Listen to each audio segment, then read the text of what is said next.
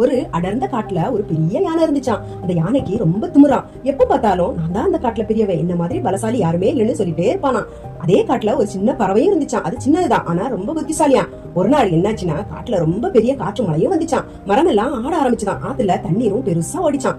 அப்போ அந்த யானை தண்ணீர் குடிக்க ஆத்தங்கரைக்கு போச்சான். போயிட்டு இருந்தப்போ திடீர்னு கால் சறுக்கி சேத்துல விழுந்துருச்சான். வெளியே வர ரொம்ப முயற்சி பண்ணிச்சான். ஆனா எவ்வளவு முயற்சி பண்ணாலும் இன்னும் உள்ள போயிட்டே இருந்துச்சான். அப்புறம் பயந்து போய் யாராவது என்ன காப்பாத்துங்கன்னு சத்தம் போட்டுச்சான். அந்த சத்தத்தை கேட்டு காட்டுல இருந்த எல்லா மிருகங்களும் அங்க வந்தாங்களாம். ஆனா யானை எப்பவும் எல்லாரையும் அவமதிச்சதுனால யாரும் அந்த யானைக்கு உதவுறதுக்கு வரலையாம்.